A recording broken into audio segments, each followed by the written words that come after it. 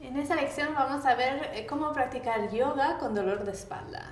Entonces, el dolor de espalda es una de las razones principales por las que las personas acuden a yoga.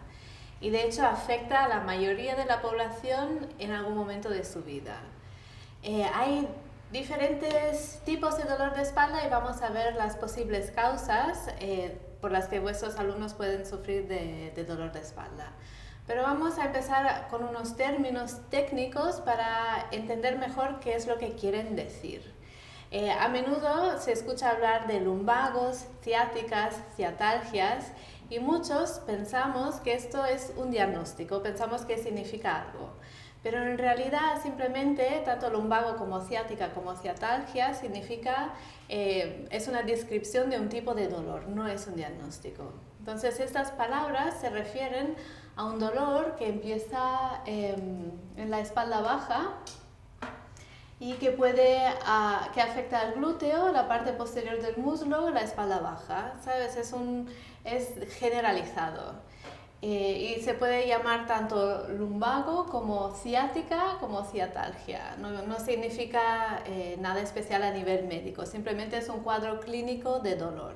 Así que si tu alumno viene a clase de yoga y te dice que tiene ciática, le tienes que hacer preguntas más específicas para entender la causa de su ciática, porque solo el término no es un diagnóstico. Entonces, esto es algo que tenemos que tener muy claro porque es un punto de confusión normal para la gente que no tiene formación médica. Incluso es un punto de confusión para vuestros alumnos y está bien clarificarlo. Vale, entonces el lumbago en sí no es un diagnóstico, es un síntoma, simplemente significa que la persona sufre de dolor de espalda. Entonces, a ver cuáles pueden ser las posibles causas. Las dos principales causas del dolor de espalda son de origen neurológico o de origen muscular. Es decir, pueden ser causados por un pinzamiento de un nervio o por tensión muscular. Vamos a ver cómo se pueden distinguir estas dos cosas. También hay un tercer factor que a veces se entremezclan el problema neurológico con el problema muscular, entonces se complica. Pero para intentar simplificároslo para vosotros, vamos a pensar en las dos principales causas de dolor lumbar como neurológico y muscular. Entonces, cuando hay una afectación neurológica, eso significa que un nervio está comprimido en algún lugar de su recorrido. Entonces, aquí en el esqueleto y en todos los libros de anatomía veréis que los nervios siempre están dibujados de amarillo, representados en amarillo. Y aquí lo que vemos aquí son las raíces nerviosas, se llaman estos, que es como el principio de los nervios. Digamos que está la médula espinal y después, desde la médula espinal salen las raíces nerviosas y estas se van bifurcando como ramas y crean como un sistema muy complejo que viene a inervar todo el cuerpo. Se asemeja bastante al sistema vascular.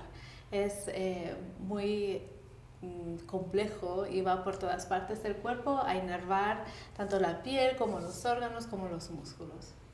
Pero a nosotros lo que nos interesa son las raíces nerviosas, porque cuando tenemos dolor de espalda de causa neurológica significa que en algún lugar esas raíces nerviosas están comprimidas. Y la causa principal por compresión radicular suele ser una hernia discal. ¿Vale? Entonces, síntomas que distinguen la afectación neurológica de una afectación muscular es que el dolor suele estar acompañado de otras sensaciones, por ejemplo, sensación de entumecimiento, sensación de parestesias, que son estas sensaciones falsas como hormigueos, calor o frío, es decir, sensaciones que no son reales, ¿vale? Estas se llaman parestesias. Entumecimiento y que se duerme una parte del cuerpo o que perdemos fuerza muscular. Estas son síntomas de que hay una afectación neurológica y que probablemente un nervio esté pinzado, y normalmente los nervios se suelen pinzar cerca de la columna por alguna afectación de las articulaciones intervertebrales. ¿Vale?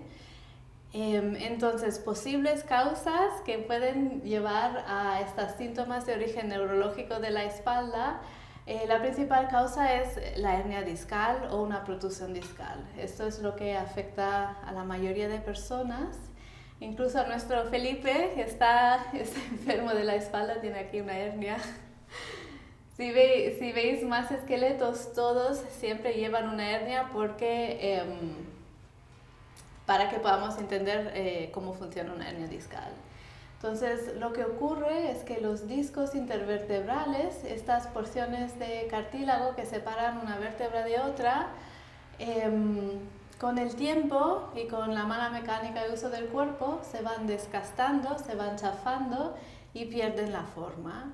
Y al deformarse, incluso se puede como escapar un trocito de disco, y eso es lo que causa una hernia, básicamente. El disco se deforma y sale de su lugar en la columna, crea como una especie de burbuja, y esa burbuja comprime la raíz del nervio causando dolor, ¿vale? Una protusión es parecida a una hernia, solo que no es tan grave. El bulto que se forma no es tan grande, es bastante más pequeñito, ¿vale? Entonces, esta normalmente es la principal causa de dolor en la espalda de origen neurológico, pero puede haber muchísimos más causas. Tengo aquí una lista y solo son algunas de las posibles afectaciones, pero una es espondilolistesis, estenosis, y después ya vamos a otras afectaciones que son de tipo muscular. Es decir, no podemos saber por los síntomas la causa del dolor, aunque sea un dolor de tipo neurológico, podemos sospechar que sea por alguna afectación de la columna, pero no podemos saberlo seguro.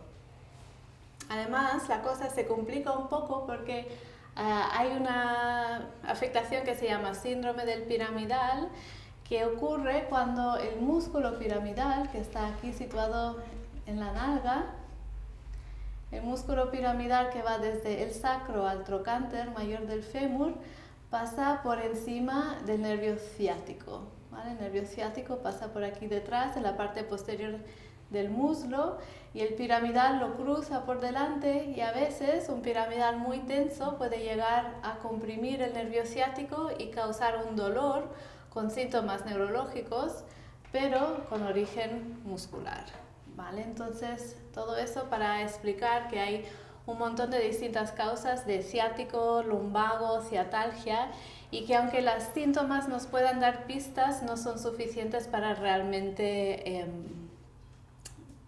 darnos la causa de la lesión. Vamos a ver ahora las características de los lumbagos de tipo muscular. Tienen otra sintomatología cuando la causa del dolor es simplemente muscular. Entonces, en un lumbago con afectación muscular, lo que ocurre es que uno o más nervios en la espalda se quedan tensos por un espasmo muscular. Entonces, es decir, que ha habido un sobreesfuerzo y la musculatura se ha quedado muy tensa. Entonces, en ese caso, el músculo se queda como dolorido, sensible y muy tenso al tacto, ¿vale? Pero no suele ser acompañado de síntomas neurológicos como parestesias. Entonces esto, se siente rigidez en el músculo, se siente también dolor y tensión, y esto nos va a limitar el movimiento. Es un típico caso es cuando después de una mudanza uno se levanta al día siguiente con la espalda enganchada. Esto normalmente es un dolor de espalda de origen muscular por un sobreesfuerzo muscular y mejora con el descanso. Entonces, y ahí no hay síntomas como de compresión radicular, es decir, no sentimos sensación de latigazo que llega hasta el pie, que es lo que se nota cuando tenemos un problema con el nervio ciático o compresión del nervio ciático. ¿Vale?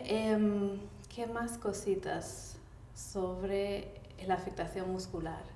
La afectación muscular normalmente solo se suele dar una vez por un mal esfuerzo y se va, mientras que las afectaciones causadas por problemas más crónicos suelen ir y venir, es decir, el dolor y la molestia aparece, luego desaparece, luego vuelve a aparecer. Mientras que si hacemos un sobreesfuerzo, este sobreesfuerzo, una vez que hayamos descansado y recuperado, pues ya no nos vuelve a molestar. Entonces también cuando tenemos una molestia que es crónica en el tiempo, que aunque se haya ido sigue volviendo, pues esto también puede que nos dé señales de que sea una afectación más crónica a nivel articular. Pero no lo vamos a ver seguro a menos que no vayamos a hacernos un diagnóstico médico. Y esto es importante a tener en cuenta, que solo por los síntomas no vamos a saber exactamente la causa de nuestro dolor de espalda o del dolor de espalda de nuestros alumnos. Tenemos que realmente enviarlos al médico si hace falta o que vayan ellos al traumatólogo y que descubran las causas de su dolor. Y esto es súper importante cuando estamos hablando de una dolencia crónica, una dolencia que lleva años yendo y viniendo. Esto es súper importante diagnosticarlos para nosotros poder ofrecer una práctica que les apoya y que les ayuda como posiblemente a disminuir el dolor y seguramente a no aumentarlo.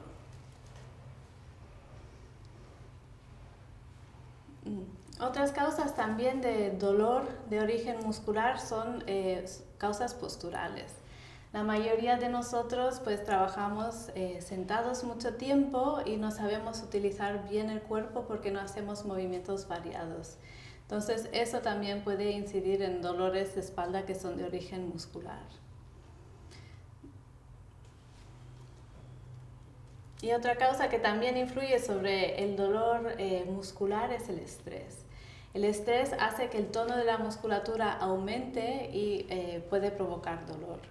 Sí que puede afectar la espalda baja, pero sobre todo el estrés nos viene a afectar más la zona del cuello, todos lo hemos vivido, y en la zona cervical hasta los músculos se pueden contraer tanto que aprietan las raíces nerviosas y causan sensación de parestesias en las manos, pero eso lo veremos más adelante.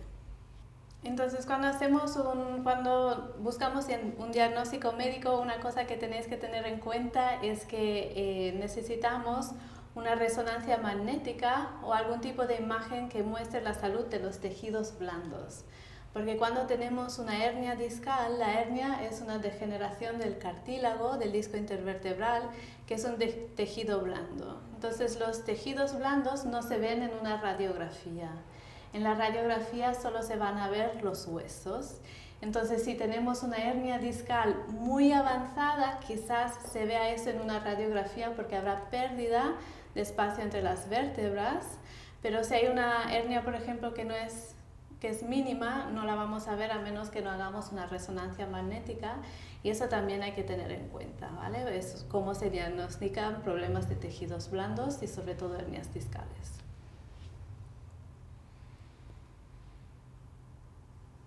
Entonces, ¿por qué es importante saber la causa del dolor de espalda si posible?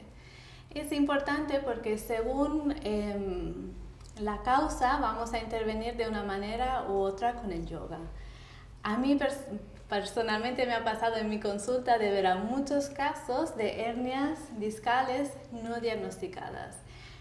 Son hernias mínimas que no crean un dolor debilitante. La persona puede seguir haciendo como su vida, pero con dolor de espalda. Entonces, como no era debilitante, estas personas pensaban tener una falsa ciática o un síndrome del piramidal. Es decir, pensaban que su músculo piramidal estaba muy tenso y estaba comprimiendo el nervio ciático y eso le causaba dolor, cuando en realidad su molestia venía de más arriba en la columna. Entonces, cuando tienes esta idea equivocada de tu patología, bueno, esas personas lo que estaban haciendo eran ejercicios para estirar el músculo piramidal, pero obviamente esos ejercicios no van a dar resultado porque el problema no viene del músculo piramidal, sino que viene de la afectación lumbar, ¿vale? Entonces, y eso es un clásico caso de una práctica de yoga que es ineficaz, porque estamos tratando la parte que no es la que nos causa el síntoma. En el caso de una hernia discal, lo que queremos siempre enfocar la práctica es en alargar la columna todo lo posible y evitar en todo momento flexiones hacia adelante que pueden crear más compresión de la raíz nerviosa, ¿vale? Entonces, si sabemos la causa de la patología o la causa del dolor, podemos incidir con el yoga de una manera más o menos eficaz. Y de nuevo os quiero recordar que no vamos a hacer yoga para solucionar los problemas o para curarlos, pero sí que queremos ayudar a que esa persona viva con menos dolor, y con el yoga les podemos ayudar un montón.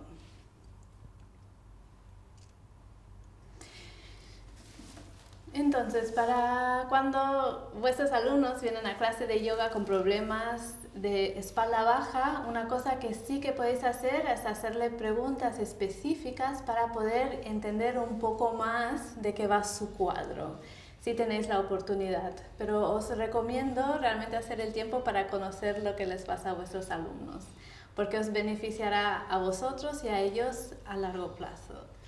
Entonces, cuando tenemos alumnos con patologías, nos va siempre muy bien preguntarle detalladamente acerca del dolor. Entonces, aquí tengo 4 preguntas básicas que creo que os pueden ir muy bien. Y la primera pregunta es, ¿dónde está el dolor? ¿Sabes? Porque a veces vienen con dolor de espalda, pero eso es bastante poco inespecífico. Así que yo les pregunto, indícame con el dedo, apunta con tu propio dedo dónde te duele. Y esto me da una idea mucho más concreta de la zona del dolor. Entonces, si es un dolor punzante, un dolor difuminado, o si es un dolor que va y viene. Entonces, cuanto más agudo el dolor, más seguros estarán del lugar del dolor, y cuanto más difuminado, más se irá moviendo y no sabrán identificarlo con precisión. Otra pregunta importante es saber cuándo empezó ese dolor. Es muy diferente un dolor que es puntual por un mal gesto que un dolor crónico. Entonces, cuando preguntas cuándo empezó ese dolor, eso ya te da una idea. Si el dolor empezó ayer porque durante el fin de semana he estado de mudanza, pues ya sabemos que es muy probablemente una cosa muy poco grave y que con el descanso se irá. Pero si me contestan que ese dolor empezó hace un mes, pues ya es un grado un poco más crónico. No queremos que ningún dolor dure más de unos pocos días a una semana. Entonces, un mes ya nos da indicaciones de que sea crónico. Y también podemos como hurgar un poco más y saber y preguntar si es la primera vez que viven ese dolor o si es un dolor que han tenido más veces en su vida. Otra pregunta que también nos va a ayudar mucho es preguntarles si hay un factor desencadenante. Entonces, ¿hay algo en concreto que te causó ese dolor? Por ejemplo, en el ejemplo de una mudanza o de un mal gesto, pues ya tenemos un indicio muy concreto sobre la origen del dolor, mientras otras veces será un dolor como que ha empezado de forma muy sutil, muy poco evidente y que se ha ido instalando en el tiempo.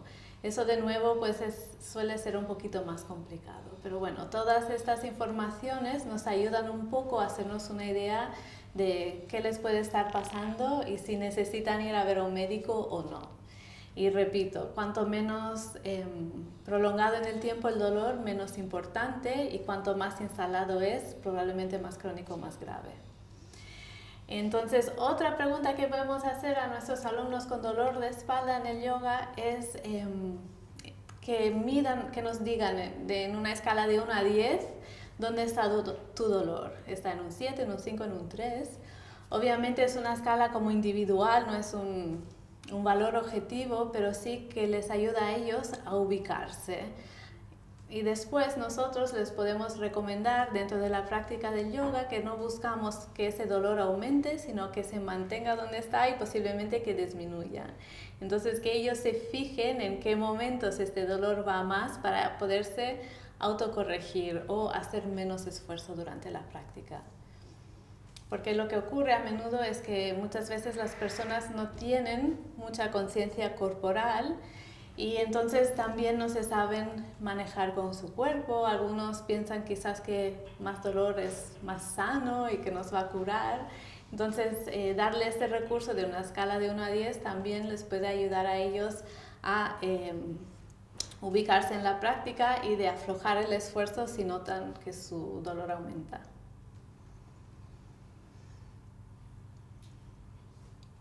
Entonces, para recapitular, cuando tenemos alumnos con problemas de espalda en el yoga, el tiempo en el que está instalado ese dolor es súper importante. Cuanto más tiempo llevan con ese dolor, más importante es que acudan a un médico para conseguir un buen diagnóstico, para que nosotros también sepamos con qué estamos trabajando. Y también a ellos les puede beneficiar, obviamente.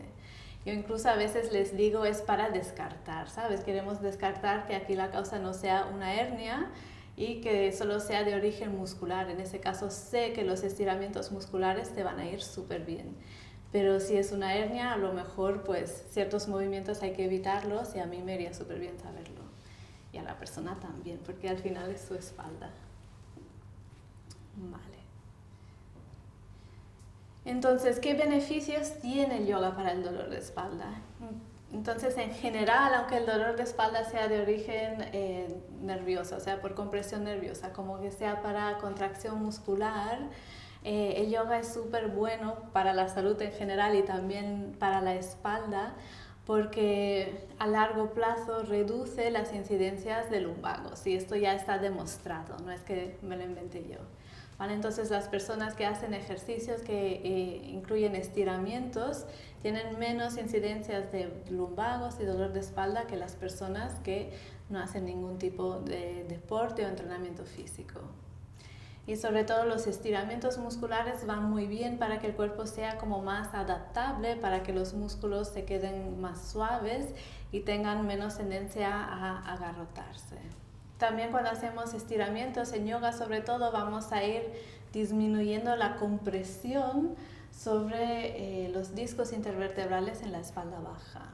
Entonces, la mayoría de las hernias siempre ocurren en la espalda baja entre la vértebra L4 y la L5, y la L5 y la S1, que es la parte superior del sacro. Es decir, esos dos discos intervertebrales suelen ser los más afectados por hernias, y es porque esta parte de la columna es la que carga con más peso. Entonces, a lo largo del tiempo y también por el tipo de postura y gestos que utilizamos a menudo, pues se van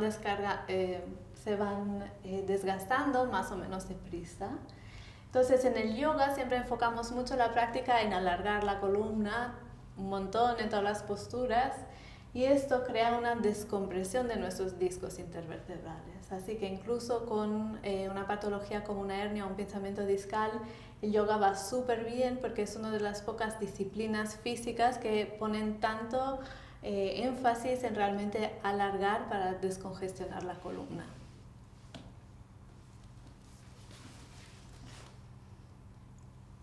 Entonces, ¿cómo podemos secuenciar la práctica del yoga para la espalda? ¿Qué podemos hacer para los alumnos que padecen de dolor de espalda, aunque no sepamos la verdadera causa de su dolor? Entonces, siempre cuando hay mal de espalda, no vamos a hacer flexión de la columna, una flexión acentuada de la columna. Vamos a intentar mantener la espalda neutra todo lo posible para poder alargar sobre todo toda la zona lumbar y crear más espacio entre los discos. Entonces, para esto las posturas de pie en yoga van súper bien, porque en la mayoría de las posturas de pie siempre intentamos mantener la columna larga y con una extensión neutra. No hacemos ni una excesiva flexión hacia adelante ni una excesiva extensión hacia atrás.